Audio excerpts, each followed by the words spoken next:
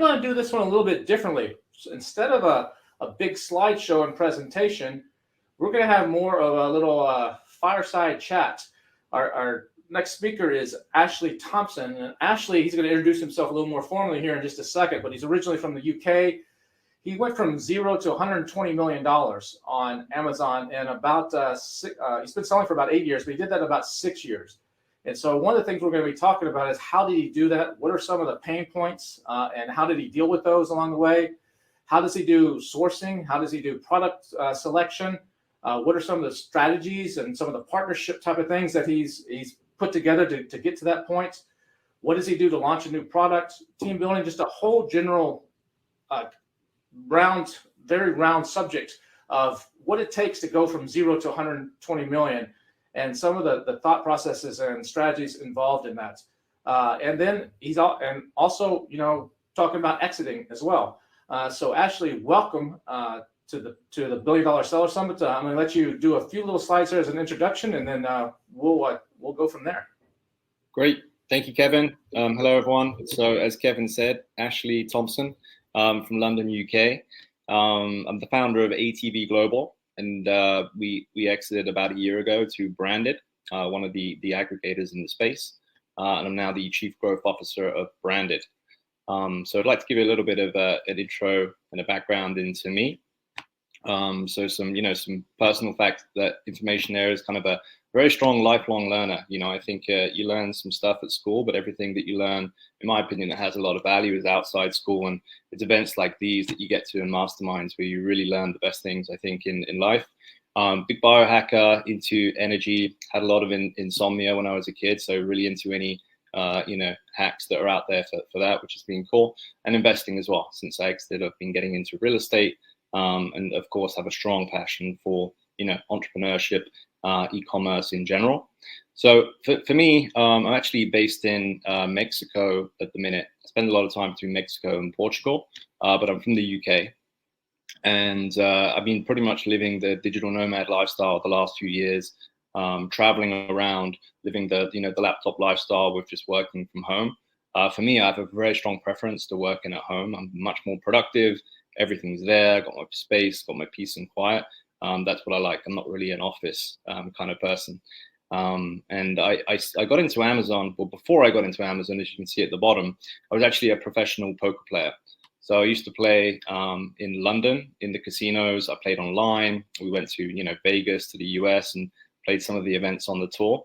I played a lot of that, and I think that gave me a really good background, and a head start into the Amazon space, because it's about making a lot of decisions quickly without being able to make perfect decisions, right? So it trains you playing probabilities, making a decision, knowing you're going to be right a decent amount of the time, but you're also going to make mistakes, and you kind of condition yourself to realize that's okay. One of the things I noticed a lot of people in Amazon is you can get that analysis paralysis. So I think, making decisions and going with it and keep learning is definitely the way to go. So I started in Amazon 2014. Was ASM 3, I think I did in the end, was the initial course. I had a friend that was selling Kindle books on Amazon. He was crushing it. The guy was 22 and was making passive income. And he said that the next big thing was going to be physical products. And he was definitely right. So I jumped in. I started off pretty much and bootstrapped the whole thing with about $4,000 originally. This is for the first 6 months. And, I had very humble goals, very small goals, honestly, at the beginning. I think I was hoping to get to 50 grand a month was kind of like my dream goal when I started 8 years ago. But, it was a great time to start Amazon. And as soon as we got on, we made a bunch of mistakes, but we were making money. So we just continued to grow. And I realized this was something that I was going to dedicate the next 5 years probably of my life to. And now it's been 8. And, there was a lot of opportunity, and there still is. So, that was it. You see on the right-hand side here, I kind of made a video a few years back. It was on YouTube, the path to 250 million. That was kind of the goal that I had. Haven't got there yet. But I would say I think it's important, setting big goals. Hitting big goals and failing is much better than having small goals and hitting it. And the last bit here is, like I said, I just joined sides with partnered, like a true partnership with Branded a year ago. And so I've been working closely there with the team across all the brands, which has been very fun. And these are maybe to give everyone a bit of a sense. I mean, honestly, I've kind of built the business from the ground up, so we can talk about absolutely anything. But these are some of the areas I think where I would have a particular edge in chatting to about one of these kind of areas. And then if anyone, if you want to reach out, connect with me, I think this scans through to my Instagram. I'm Ashley 10x that I've got. So feel free to connect. If anyone wants to, learn more, thinking about exiting, and you want to have a conversation about that, then I'm happy to be here as a resource. I'm going to block out some time next week, I think, to follow up. So just add me. And I think this slide's going to go down in a few minutes, right, Kevin? So we'll leave it here for a few minutes. But yeah, take a note of it now if you want to connect. Okay. Awesome. So let's talk about how you started. You said you started out with small stuff, but when did you actually make the big pivot? When did sales start really taking off for you? So you started. You said your goal was 50,000. When did you hit 50,000? And what was the next big milestone? Can you walk me through that process? Yes, we made the first sale July the 30th, 2014. And the first product we had was silicone spatula set. And it was funny because my buddy that got into it, it was one of the things in ASM is they were presenting these spatulas. And he said, we're going to do a spatula set. And I was like, I don't know that that's the best idea because a lot of people are doing it. And he was like, no, it's reverse psychology. Everyone's going to think the same thing. We should do spatulas. I think now there's a lot of spatulas that are out there, but we did do well. So it was kind of a good starting point. It was a cheaper product and high quality. But we ended up launching, some candy molds and a few spatula sets. And it wasn't until December that we really broke through. And it wasn't until December that I really knew that this was going to be something that I would do for a good 5 years. So we were doing, about 5,000, let's say in our first month, 10,000 in September, 15,000 in August. So it was slowly ramping. And then we launched new products in December and we had the peak seasonality and we did $53,000 in December of 2014. And that was the point when I was like, wow, this is really going to be something. So how long did it take you to get to that first million? When did you hit the first 7 figures in total in annual sales? The first 7 figures, yeah, it was pretty much in the first 12 months, maybe slightly more, 12 to 15 months, yeah. And what I would say is that we just got into, I think one of the keys to Amazon is just to hit home run after home run in terms of products. I think there is a lot of revenue that you can have, but it's quite hard to increase revenue by a significant amount on a certain product that you have. Once you've optimized all the different things that you can optimize, there's only so much juice that you can squeeze out of that product. So I think getting very good at product development and rolling out, hero SKUs is the way to grow quickly. And I think, I mentioned the hero SKUs because I want to make a point to say that I think what I was focused on is trying to do a lot of revenue per SKU. Because I realized that if I could have, a business that did $1 million a month, let's say, and I could do that across 10 SKUs, that would be like by far much easier to manage than it would do if I had 100 SKUs. So I really focused on picking high quality home, hero SKUs to do that. So to get to that 120, was that 10? How many SKUs comprised that 120? Yeah, I'd say it was about 600. Also, out of those 600, how many of those were true hero SKUs generating probably 70-80% of the revenue? Yeah, again, I'd say it's the 80-20 rule, right? So maybe 100. Okay. Yeah. What did you find that so you're doing the spatulas and I'm assuming are the spatulas still part of the portfolio or did that run its course? They're unfortunately not part of the portfolio. We do utensils, so we have those. We had an issue with our account. We had the account that got closed down in 2016 that had the spatulas.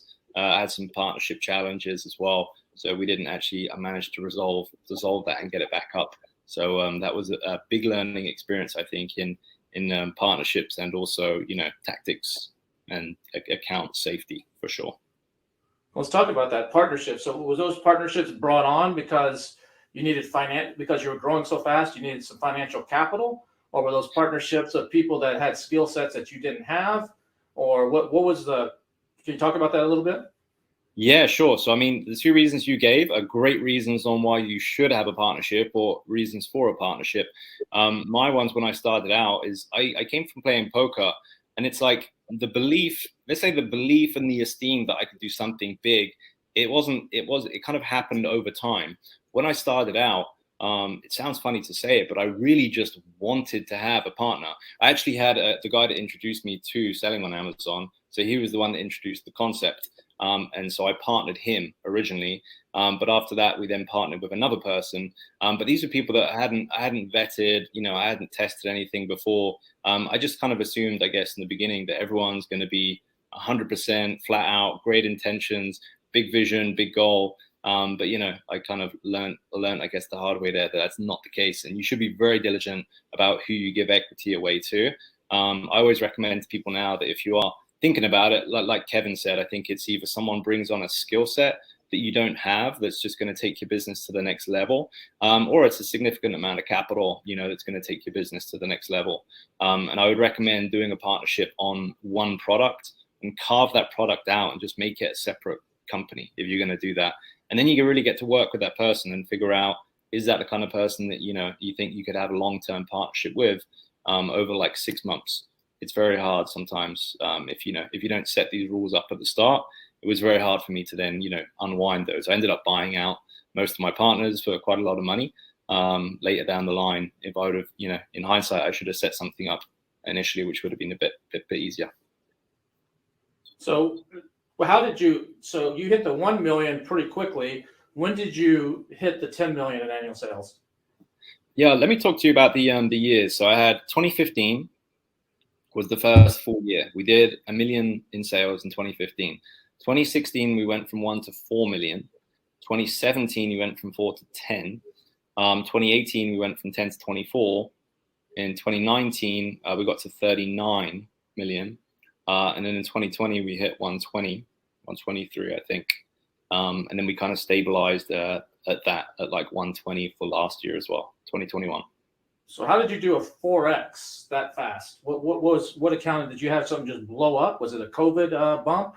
Was it how did it blow up from the 39 to 120 that quick? Yeah, there was it's a good question. There was a combination of things that happened. I think one of the key things that I did at the start was I formed a partnership with one of the manufacturers that I have. And so essentially what that relationship looked like was at the start, I was a consultant and I was selling products for them on a separate account. I was doing, in their words, such a great job at doing that they wanted to sell more products. So I looked at the whole catalog, maybe they had 500 products, but I could only actually sell maybe 12 of them because that's how it kind of works on Amazon. You have to have a product which is quality in a niche where there's demand, and you have to have differentiation, right? So you can kind of stand out and win in that particular niche. So I'd started this partnership there, and there was a hunger for us to do more together, and it was a good partner. It was producing high quality, was basically fronting the stock. That was part of the deal. And I said, hey, let me make you an offer. How about you buy in to the group of the company to get some equity, and then he would also give us a line of credit essentially for new products. So we had 2 stages. We said, stage 1 would be $750,000 of credit. And then I said, once I've proven that I invest that wisely and we're getting a great return, then I want that to be increased to 2 million. And what was great was that he agreed to that. And so we started that. And it was in 2019 that we invested the bulk of that money. It was like 1.5 that we invested in the summer of 2019. We invested it across probably 5 different categories of product, with a few products in each. And every single one of those products just hit it out of the park. So I set up what was the best case scenario for December, and we did better than the best case scenario. So, and these products launched in November. So what happened is you have all these products that have been added that have only been accounting for revenues in November, December of 2019, but they got the full 12 months in 2020. In addition to that, we also got into a very new lucrative category in 2020, and we became the market leader in that category, and it actually started to become, a really big percentage of our business. It was a new trend, a new niche that we got into. So it was the combination of those, having more money and just hitting home runs with new products. So why did all those products take off? What led to that? Was it just luck, or was it the product research that you did? I mean, obviously having the backing of the supplier and not having to worry about cash flow from that point of view. I'm assuming you had to cover shipping costs and maybe some of that, but at least having the terms and the factory on your side lets you scale really fast. But what led to, you said all those products, those 10 or 12, they just all hit it out of the park. How did that happen? Yeah, I think it starts with the research. So I'm very data driven, right? So you want to have a look. The way I look at it is it's a numbers game when it comes to products. So we will troll through thousands of keywords, and what we'll do is we'll have a look, and then what we'll do is we'll kind of run the numbers on plugins for different keywords. We'll use all the different tools that are out there, and we essentially have a massive funnel of keywords. And then what we do is we have a look at what are the revenues, what are the reviews for those particular keywords, and we start to see which ones have good potential from a revenue and from a review perspective. And then what we do is we filter that down. So maybe we start off with 1,000 keywords. Out of those 1,000, maybe after doing the numbers, maybe there would be 150 that are viable. Out of the 150 that are viable, you then have to go and source those products. So you go and source it, and there's a good percentage that will fail based on the price analysis, right? So maybe out of that 150, you might have 80, let's just say 80 that fail. So you're left with 70, and then based on that 70, then you try and find factories that have really high quality, and you might struggle again there. So that 70 becomes 40, and then you can't differentiate some of them. There's patents on some of them. And by the end of it, you're left with a very narrow list of about, 20 products. And then what you do is you just prioritize those products based on the profitability, the ability for you to differentiate, the quality, and the ability for you to kind of build other products in the portfolio around that product, right? Because we're about creating brands as opposed to just standalone products. So we would kind of factor in all those things to help prioritize the ones that had made it all the way through the funnel. And from doing that process, we were able to kind of get to the cream of the crop, so to speak, in terms of new products. So is this all just in the U.S., or were you selling in other countries on Amazon as well? Or yeah, this was we're 95% in the U.S. Still at the minute, I think we're over 90% in the U.S. on Amazon.com. We had a little bit in the EU as well, but in general, what I've found, and this would be one of my tips, I guess, for scaling, which maybe not everyone would agree with, but I think that it takes time and energy to focus on operations on different platforms. And it's, Amazon.com is such a beast. It has so many opportunities that are there that I think, that was one of the reasons that we scaled quickly, because we just focused on .com. We tried to do EU back in 2015. We realized that this was not going to help scale us that quickly. And so we kind of pulled back and stopped it. And of course, we reintroduced it again a couple of years ago. So we are selling in the EU now as well. But I think for a lot of people, if you try and spread yourself too thin, too soon without having the right team behind you over multiple platforms, it's very difficult. Yeah. So are you selling now on other platforms in the US, on Walmart.com or anywhere else, or are you still just the primary focus is Amazon? Yeah, we do Walmart. So that's probably the outside of Amazon, it's probably the one that we do the most on there. Still very small numbers in comparison to Amazon. We did do a little on eBay, but I think we're kind of winding that down. Hadn't had good results that are on there. I know Mercado Libre is another one that we've been trialing out as well, but again, nothing big there. And then some D2C as well, but it's been very small so far. A lot of our product categories initially were, let's say, home and kitchen, and quite a few commodity type products, so they didn't lend themselves very well to D2C. So are a lot of your products recurring revenue products, or are they one-offs pretty much? Most of them are one-offs. That's something that we've had to, I'd say, adjust that strategy in the last year. I do not think that was the best strategy, but it was that was the route that we took initially, and that's been one of the things that we pivoted to. So I think, looking more into different categories like beauty and supplements and grocery, consumable sort of categories that have recurring revenues is something that we're looking into now a lot more, and what we've already started, but we're spending more focus there.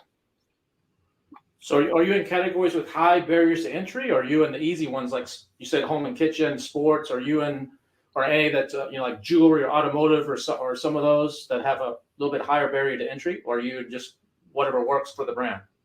Yeah, so initially it was all about what would scale, and so home and kitchen was where we were at. We did a lot of that, but what we found is that a lot of those products were quite commodity type products, and so unfortunately the margin got squeezed on quite a few of those. So we've been moving more towards beauty and supplements and things like that. We're not in automotive or jewelry as of yet, but we're definitely expanding all the time to different categories. But in general, there isn't anything that we're afraid of getting into. We're just looking at it from a longevity perspective now when we think about new categories.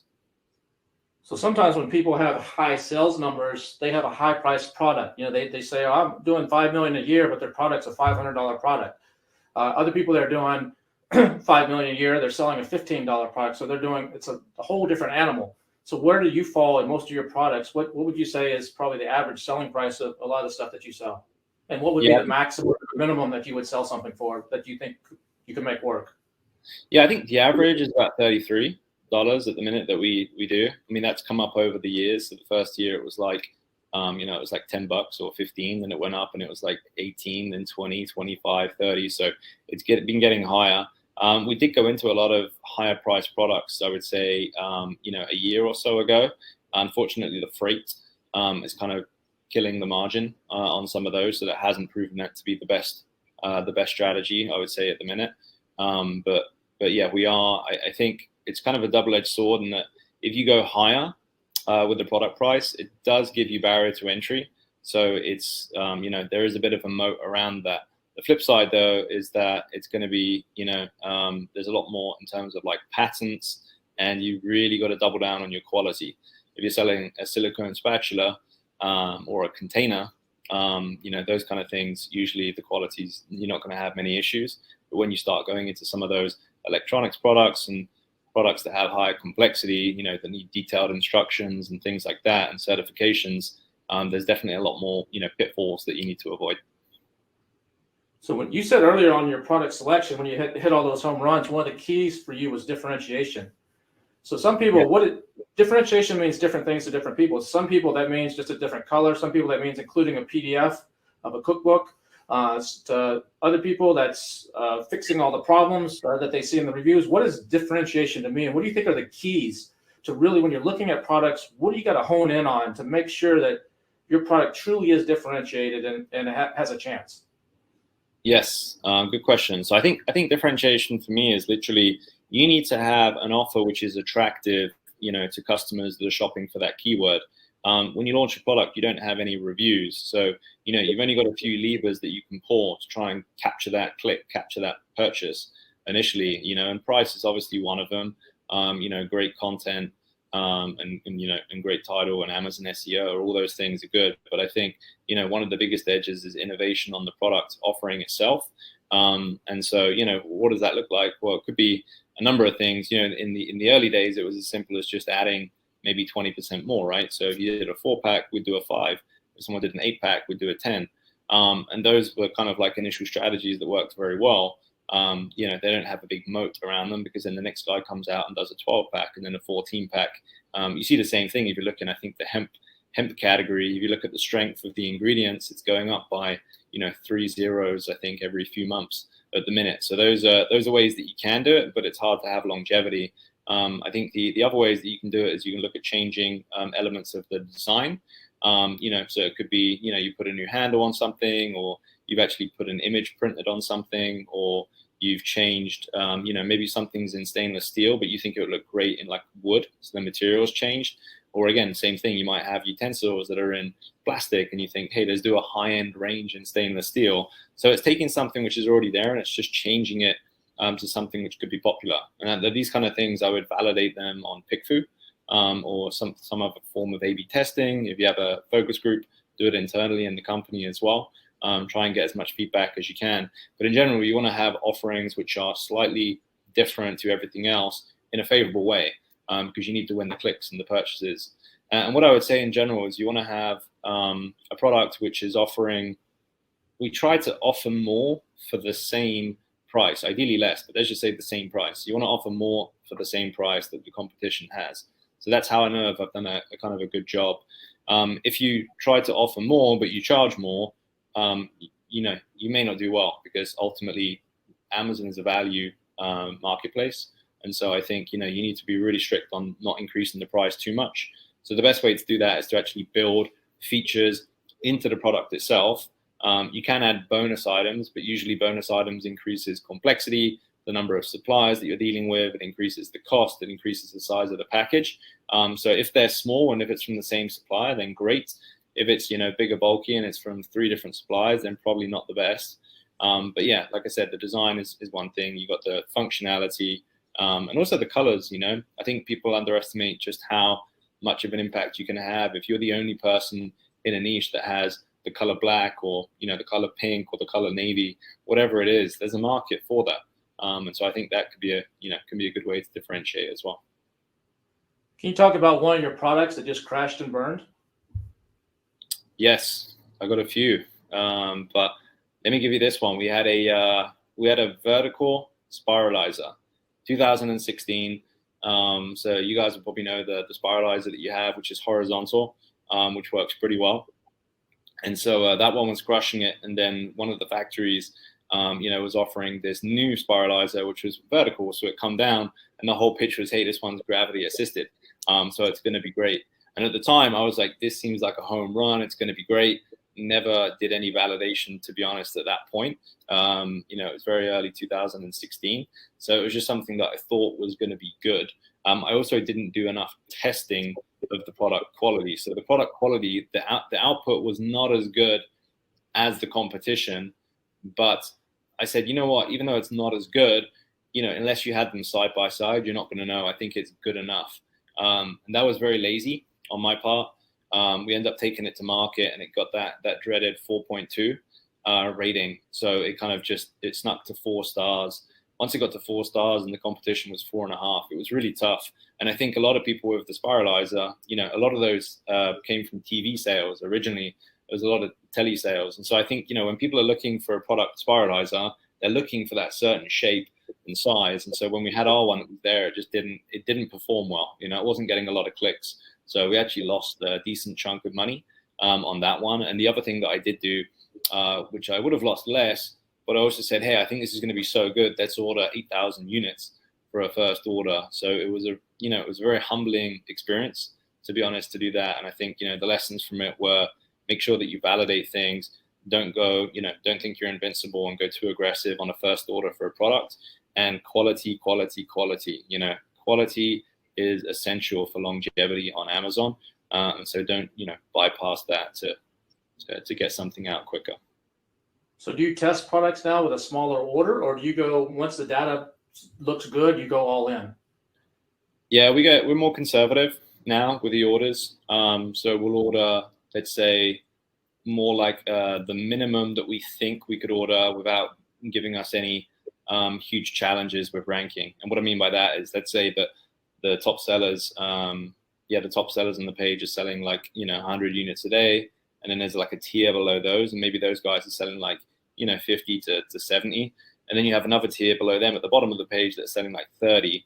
Well, if we only had enough to serve 30 units a day, we're never going to give ourselves a chance to get to anywhere near the top of page 1. But we wouldn't want to go 100 either, because that's at the top. And if we have any issues, we're going to fail. So we kind of go for that tier 2, tier 3 approach. So in this particular example, maybe we thought we had a great product and it could sell 100, but we would go, okay, let's go with the tier that sells like 60 a day, a bit more conservative. We can increase the price to slow down sales, no problem. Once it does well, then we'll go hard with a reorder, update our daily sales quantity, and, you know, really try and bring it home. So to go after this tier 2, what are some of your typical ways that you rank? Are you using an in-house list and just expanding the brand as complementary or products, or what is your typical ranking strategy to start getting momentum going on a new product? I think we use price quite a lot, to be honest. So we do a lot of, like low price. I mean, I even ran stuff in the past where I was starting out at a loss. So, you know, for every unit was starting out at a loss. And then you might have on top of that giveaways, PPC and other things that you're doing, right? So you'd be at a big loss. But I think don't be afraid to kind of like lose money, especially in the first week, and then scale it back. I think at the start, like I said, you're on such an uphill battle with not having, many reviews or any reviews. But I think doing everything that you possibly can. So yeah, using the Amazon coupon is going to be good. We try to build like lists of influencers and just like get the product out that way. So we'll kind of do giveaways, for influencers and things like that. It's pretty much we're now the PPC on Amazon. We'll do Google ads off Amazon. We'll basically do everything that we can to kind of get traction in the first few weeks.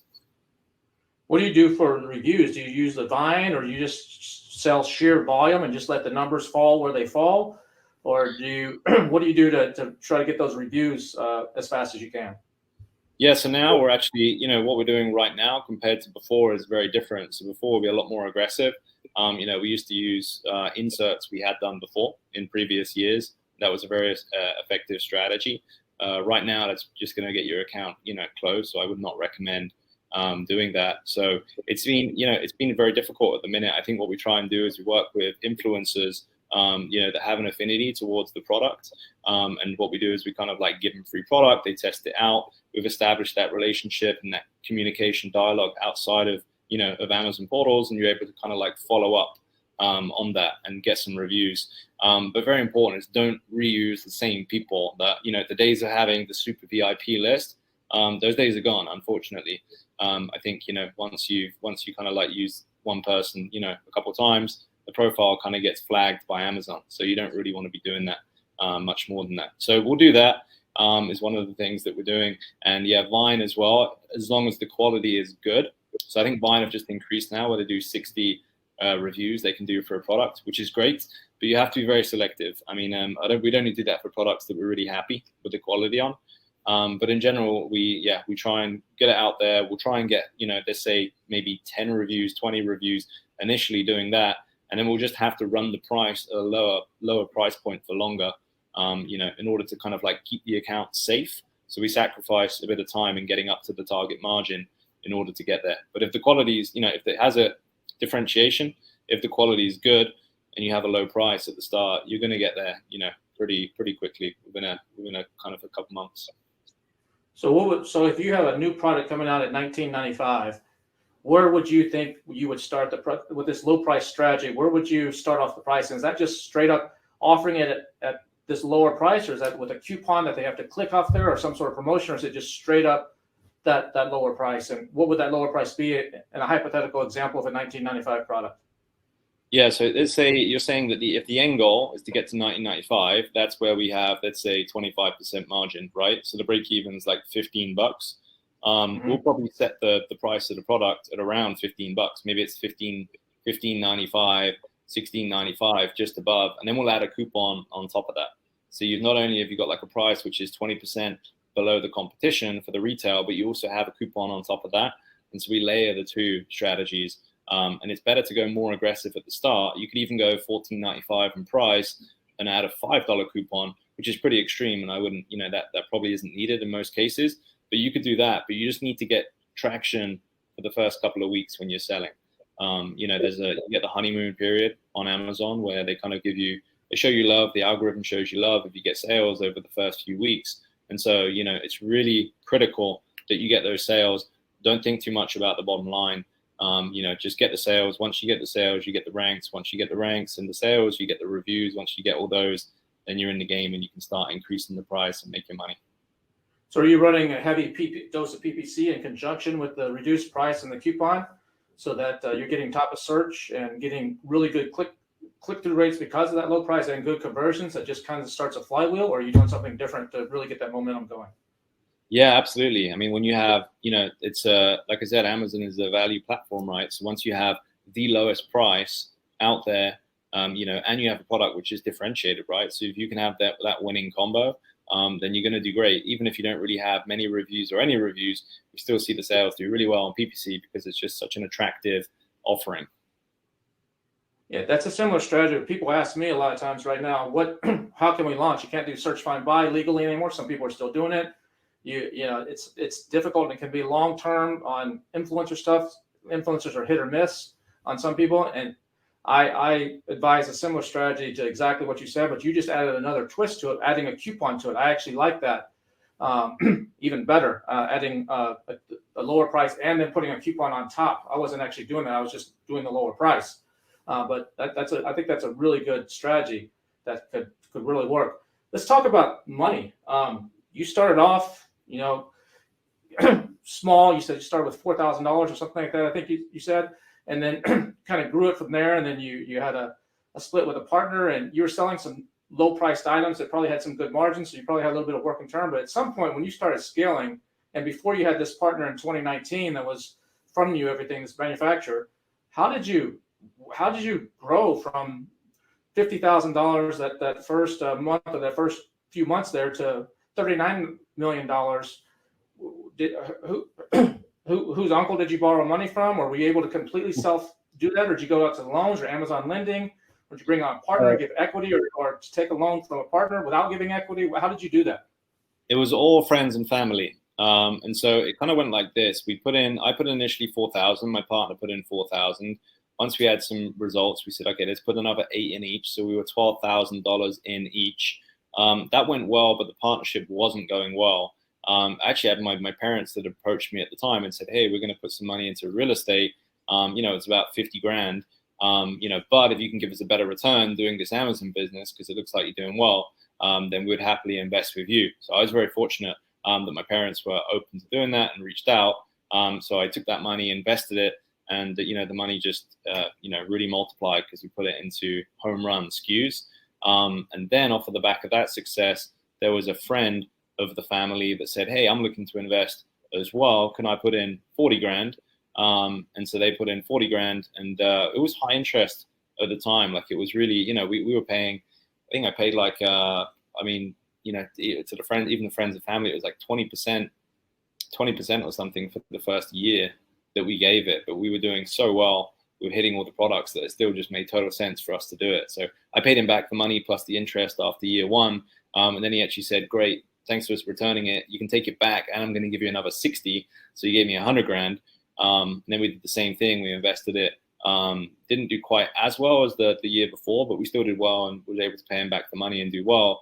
And then what I would say as well is, when I'm doing this though, apart from the initial one, usually I have a very high level of confidence for the products that I'm putting it in. I think at the start you have to be, you really have to go after products that have a higher probability of working out, because that, you can go kind of bankrupt for the whole business, right, if you do that. So I remember we used to do a lot of containers, like food containers and things like that. So we saw there was maybe 6 other opportunities, 8 other opportunities. We just didn't have the capital, but we had the supplier, we had the quality, we had the experience in that niche, in that market. And so then I reached out to a friend who was, like another poker player that was playing. And actually we set up a deal where he lent the company $250,000, and that was over actually just 4-month period. So it's a very short period of time, just to cover all the sales that would go toward Christmas. And then we paid him back, and we actually paid 10% on that. But again, we just, we doubled the money in that 4 months. So it worked out. So I think it was quite aggressive, the way that I did it. And obviously, most of the products that we did worked out. If it hadn't worked out, worst case scenario is you end up having to pay back over a longer period of time, right? You have to have products that are successful in order to do that. But that was kind of the strategy that we had leading up to when I made the partnership with the manufacturer. Awesome.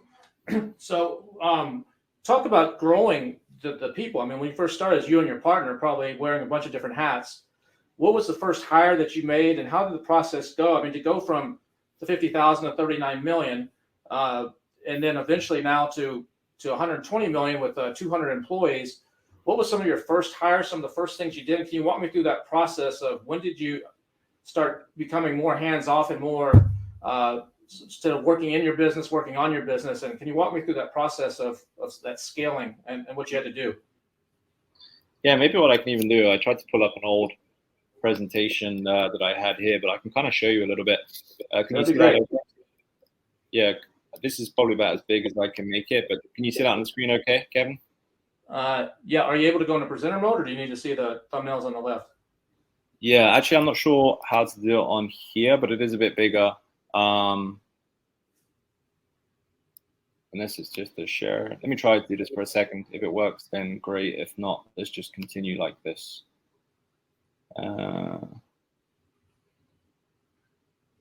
Yeah, I'm not sure, but let's continue like this. I mean, I'm talking through it. Here's just a bit of a visual as well. So I think when you start off, obviously it's you're the CEO, but you do everything in the business, right? You wear the hat for the PPC, you got the customer service hat, you got the product development hat, the marketing, the account safety, all that kind of stuff. You're doing everything in the supply chain. I think the first thing for us that we had was a customer service assistant. I think that's the one where it's probably the easiest thing that you could outsource initially. And that could just be a VA that you have, or it could be a dedicated customer service person.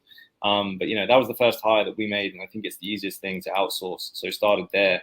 Then I think you kind of need to replace yourself a little bit in the business, and so having like a project manager, someone that's kind of a generalist in the company. That again, they need to be kind of a mini you. They need to wear multiple hats. I think at this stage, getting anyone that's too specialist probably is not going to be kind of the best idea. You need someone that can be a generalized specialist, right? They can do a lot of different things. And then if you're sourcing from China, which is what we were doing, I think having a product sourcer, which is based in China, is critical for the business. I think you save the money 5 times over anyway on the prices that they get you. And I think it's just very different having someone that's local that can pick up a phone, talk to the supplier in Chinese, as opposed to, us communicating in Alibaba, in English, which is what we did initially. So I'd say, those are the kind of 2 hires those are the 3 that I would kind of start with. I think from there, as you kind of add more seats, you can get a bit more specialists. So, a good PPC. On the bottom right, people are saying, it looks like a couple of people, Chris and Danson said, on the bottom right, that'll maximize it. Might make it easier for them to see that. They say, I don't know if you see the chat there, press the button on the bottom to the left of the Zoom bar. So this one? That should make it easier for them to see. That's definitely better already. Yeah, you zoomed it up a little bit. Let me. They said to the left of the Zoom bar. It'll make it full screen. This one? Slideshow. That might be it. Yeah. All right. Yeah, there you go. There we go. Perfect. Awesome. Thank you. Perfect. Thanks, man. Yep. No problem. So we got the PPC person again, and every single person that you're adding, by the way, the lens that I think to look at it is this person should be saving you money. When you're the CEO and you're doing things, it's quite hard. I think one of the things I see with a lot of entrepreneurs is it's quite hard to let go of the vine, right? And to kind of like, you know that you're so passionate about your own business, and you can do every role, and you feel like you can do every role better than the people that you hire. The thing is, though, is that if you're doing, let's say, for example, PPC, you can find really good PPC people, for probably like $30, $40 an hour. And so if you're doing that work yourself, then you're kind of valuing your time at that. And if you're valuing your time at that, it's hard for you to spend your time doing the other things, such as forming maybe new partnerships with manufacturers, heading to China, hiring the next superstar for your company, and doing some of those high leverage things that you might really need to do to take yourself to the next level. This one was a catalog assistant, which is, to be honest, now we call it like a brand manager. It's someone that optimizes the performance of the products as they're selling on Amazon, and deals with everything related to the products. But that was the next kind of hire that we made. And then I think, this model, by the way, this model then was the next version of that, where I think, having someone to do your finance, an inventory manager for the supply chain, maybe you need an additional PPC customer service, and a research assistant, I think, to support, at this point, you'll be sourcing multiple products. So I think it's going to be helpful for them to shortlist a lot of products for your sourcer. The sourcer can focus on negotiation, quality, factory visits, and things like that. So this was kind of the way that we built our team up. And I think, to be honest, this is kind of the way that you could build a team for a pretty big business. We got this size here, which is, we had about 10 people. We built 24 million. But we had a great team, we have a great team, but I mean, that 10 people to manage $24 million worth of sales, it was a really phenomenal team. And I think you could probably get to like 30 million having a pretty small team like that. And for 95% of people that are probably even watching this, I think that's kind of the way that you'd want to go. If you want to go really big, I think if you want to get to 9 figures, then you do have to start departmentalizing, right? So you need to kind of have think about it from departments. You're going to need to have like HR, you need to have operations, you've got finance, multiple people underneath. and things like that. But this is not going to be for most people. And I think honestly as well, I really wanted to get this. I felt this is what I needed to do it. But I think if I'd done it again, I wouldn't have been in so much of a hurry to get to the size. So we ended up scaling from 39 people at the start of 2020 to 187 people by the middle of 2021. So we added like 150 people in 18 months, which for anyone that's done that before, it's like, it's really intense to do that. Are these people coming from all over the world, or do you have like a main office somewhere where like 20 of them go and work, and then they're all spread out and working? Like you said, you like to work from home. Is this a hodgepodge of people, or are there certain ones like, oh, we do the customer service is always the Philippines, the sourcing is always in China, or can you walk us through a little bit of that? Where are the people coming from? And then the second part of the question is, how do you protect yourself from some of the top, like the clone of yourself? What are you doing to make sure you don't teach them everything, spend all your time for 4 or 6 months, and they just leave, and you got to spend all that time again to replace them? So can you walk us through some of that too? Yes, and they're both great questions. I think so. I'm going to share with you the mistake I would say that I made was I kind of said, hey, I'm going to hire remotely. I like working remotely. I'm going to hire remote, and I don't really mind where I hire people, because if I can hire from a bigger pool, I'm going to get better talent. And I think the part that people can work remotely was going to be a big incentive for people to kind of like keep the job, in addition to, liking, let's say, that the mission of where the company was going, the team that we had, the growth that they would get and experience from being in a fast-paced company that's growing. But one of the things that I wish I would have done was to get a bit more strategic. So I think, if you're sourcing from China, then you definitely want to have a team, like a small office maybe that's in China to do that. And it doesn't have to be a small office. It could just be 2 people that work remotely, but they should be in China. If the product's in China, they should be in China. I think if you want to have like customer service, team, then that's going to be Philippines. I think they do a great job at handling that task. I think it's very cost efficient. So that's where you would do it. I think, we started to then hire. We had some people that were in Argentina. We had some people that were in Switzerland. We had some people in the UK, quite a few people in the UK, one person in the US. And all of a sudden we started to get a bit scattered. So don't do what I did, would be my advice. I would say select a few different areas and build the teams in those areas. So I think, Philippines for customer service, like I said, is good. China for sourcing. And then I would say wherever you are, I think it's quite good to build a bit of a core team. Your leadership team should probably be all in the same place and probably where you are, even if that's in the US and it's more expensive. I think it's better to do that. And then you have great leaders that can kind of work with people that are remote in their department, but they can help hold them accountable. I think that hybrid approach of having, the leaders in-house and freelancers for the rest is, in minimizing the number of locations is pretty key. And then for your second question, you said about how do you keep those people? I think there's a lot of things that you want to try and do. So I think one, you got to basically pay people, what they're worth. Some people, I had someone in my company that I offered equity to. This guy was really good. And I was like, this guy's helping to change the face of my company, and I want to keep him around and I want to, do other things. So I actually offered him some equity in the company, a couple of points that would be vested over a period of time to stay. And that was back in 2018. He didn't actually take me up on that. He actually left a year after that. But he, it's one of those things where sometimes you just can't, the person gets so much experience and knowledge, and they just have big goals themselves, right? Maybe for some people, they want to come in, they want to learn this so they can do it themselves.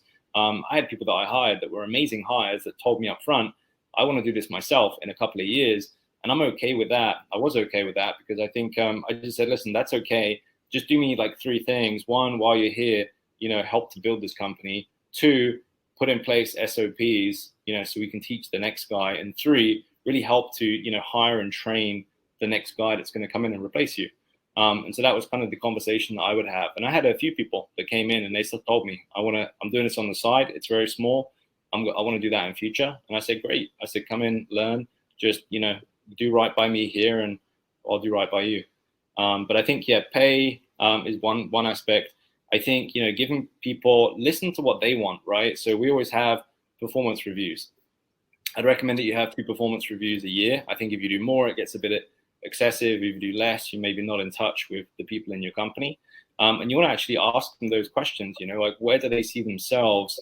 What do they like, not like? Where's their future? Where's the growth for them? Do they want to grow?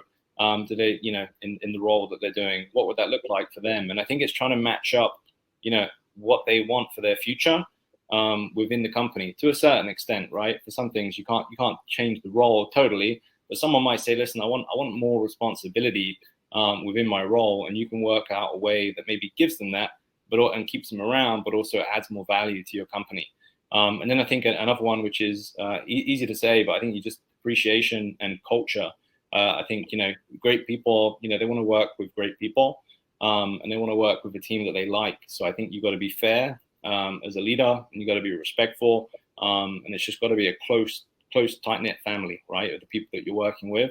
That goes a long way. I think it's something that's not really that common that's out there. And so if you can do that, I've had a lot of people that said, hey, I've had other jobs, and, there was like nothing. There was nothing other than I would just do my job, and that would be it. I was a cog in the wheel. Here I feel part of something. It's more than a job to me. And so, investing in the people in those ways, I think is good too. And we would do trips. We had people from China that we'd pay to come trips into the UK. We'd take them around to the shows. We'd take them to like all the tourist stuff, and they loved it. And they'd have photos and take it back to their friends and family. And they really felt like part of the company. So I think those things can help to keep people around. But like I said, sometimes you just can't. Sometimes people just want to come in and go. And I think it's okay I'd rather have an A player for 1 year and then lose them, as opposed to having a B player, 2 B players for 5 years. So you talked about when they come in, one of the things that you want them to do is to create SOPs so that it helps in the transition if they do move on or something changes.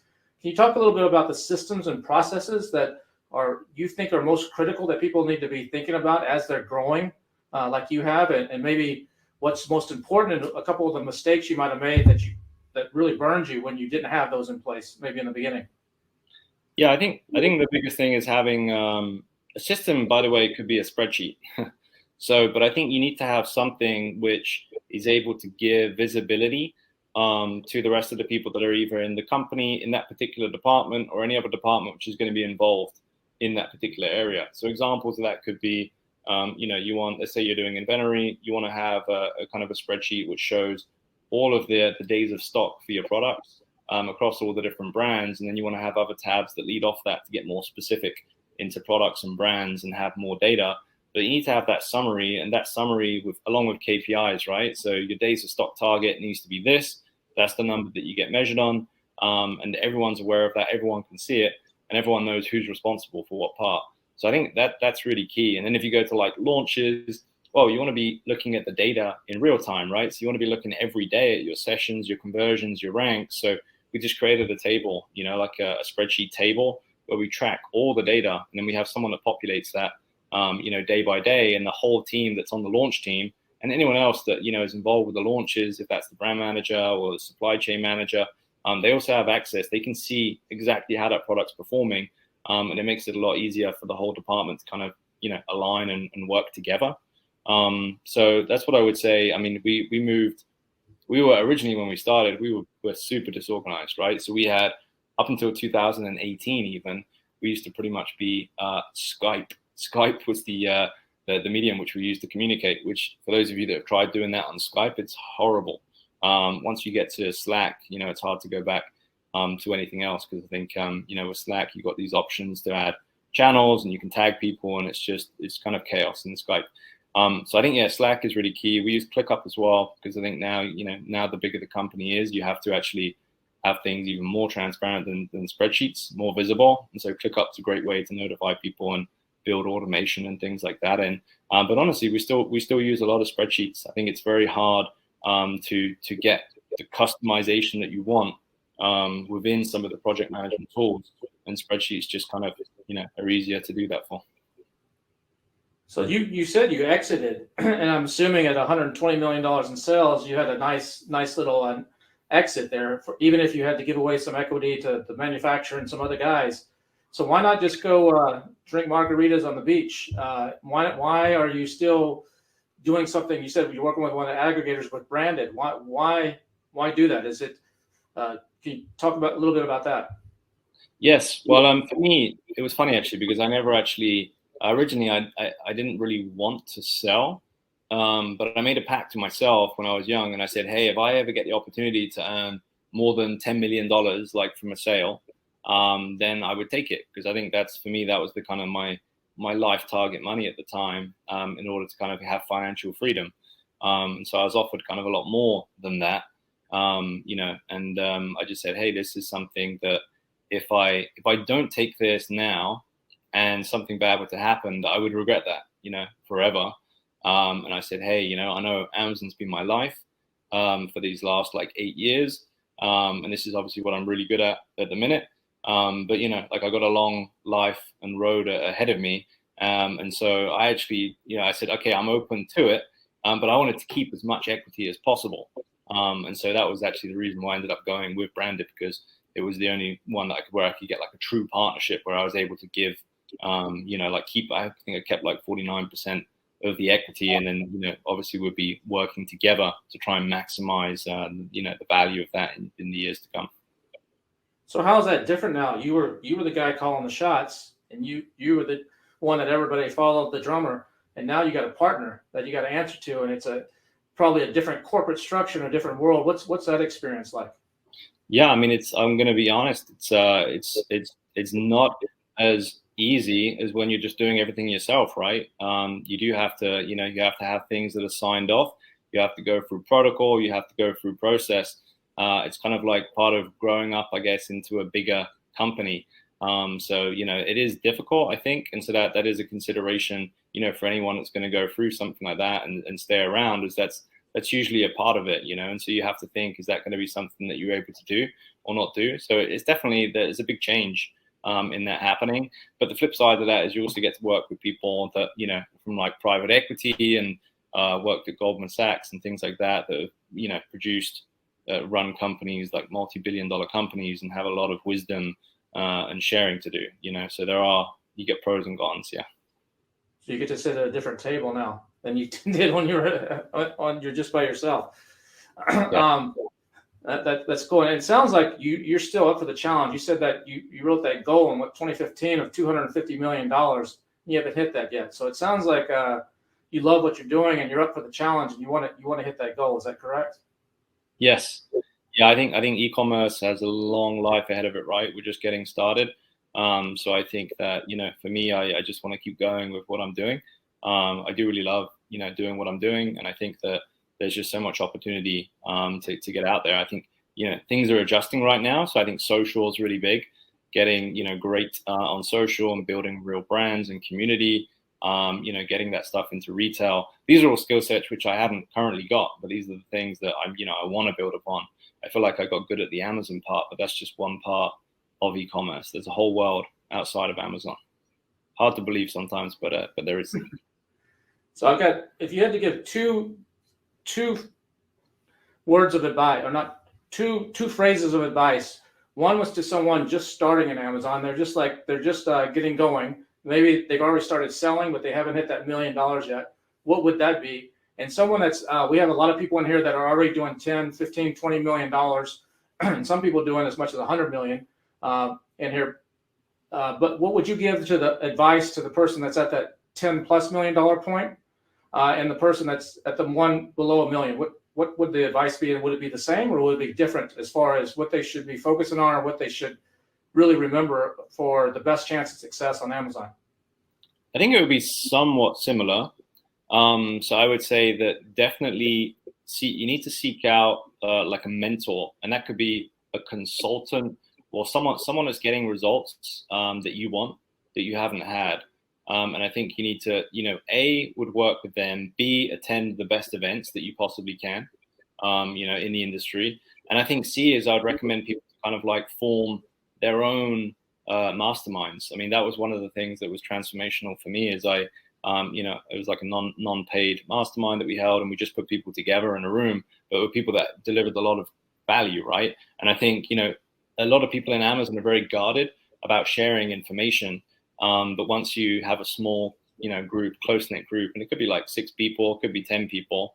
I think once you guys start meeting regularly and sharing, that guard comes down, and you're really able to kind of like better your business and better each other's businesses. And it's more fulfilling doing it, right? Because it can be a lonely business at times, selling on Amazon. So I think, both of those two things, the masterminds and, whether it's a mentor on a consultant and just getting out to the best events, to get the latest info. I think Amazon's always updating as well. So if you want to stay relevant, you have to learn constantly. So that would be the main thing. Yeah. And I think, 80% of the focus wants to be on creating a differentiated product. I think the rest of it fits into place if you sort that out. But if you don't sort that out, then none of the rest is going to matter because the product's going to flop. And we have a question from Natasha. She's asking, do you know, like your team that does all your product research, are they using tools like Helium 10, or have you developed some proprietary spreadsheets and tools, or using something that was developed in a private mastermind? Or can you talk a little bit about what you know about that? Yes, so I can tell you, we use multiple things at the minute. We still, so what I've used a lot in the past, we actually have used Jungle Scout quite a bit, I think, for just, you can put in the product database, certain criteria, run the numbers and just export the data. And then you can kind of have a VA go and validate the revenues using one of the plugins. So that would be one. If you go into Viral Launch, was another one that we used, the keyword tool. So it'd be the same for Helium 10. And these two ones are good. I think you can go in there and put in a keyword of a product that you're interested in. So let's just say you go in and you put in like vitamin C, and then they'll give you a bunch of long tail variations of that keyword, which have significant volume, right? So they'll show you the volume, and we just start having a search that way. So we'll try and find it by keywords, put in one, generate more ideas. And then again, you're going to have to go and validate the revenues for those ideas and see whether it's something you want to pursue. So that's another way. Another way is, Branded had developed a kind of a bit of a proprietary tool for having a look at like brand analytics data and keyword trends and search frequency rank, things like that. So I think that's something else that we use as well. And then trends, have a look at trends outside of Amazon, start following some Instagram, Instagram, maybe there's some different pages that you could follow there, or just Google best trends in 2022 or best, trends websites and start following those. And, it's all about just getting inspiration and ideas at the start. And then it's just number crunching after that until you kind of get down to the gold. Awesome. Well, this has been some great advice. I really appreciate you coming on and taking the time here to do this. Is there any last minute things or anything we haven't covered that you'd like to say before we wrap it up? I think we've obviously covered a lot of ground. I think hiring, maybe, we didn't talk too much. We talked about how we would scale the team in terms of from a people perspective. I think one of the big things for me that I struggled with was I was afraid to spend money when I hired. So I hired a lot of VAs, and I ended up with a team of like 40 VAs. It was like me and 40 VAs. And then, ended up creating a lot more work actually for me, and I was stressed, and you have to pay payroll for 40 people still. So that was a really bad situation. So I think, hiring, one of my buddies told me this from the mastermind, but, he was like, oh, dude, you should have hired top down. And I was like, that makes sense. So you actually hire the leaders, and then the leaders are people that have had experience with running their own area, and they can actually manage a couple of people or even help you hire the people underneath. So I think, hiring top down rather than bottom up is definitely a much smarter approach. It doesn't mean you go out and hire a CFO if you're doing $1 million in revenue, but it may be that you get like someone that's a good financial controller that has management experience, or it could be, if you're doing product development, again, you're not going to go and hire a chief product officer if you're doing $1 million in revenue, but you might hire someone that's a senior product development manager that you could actually put someone junior underneath, as you start building your team.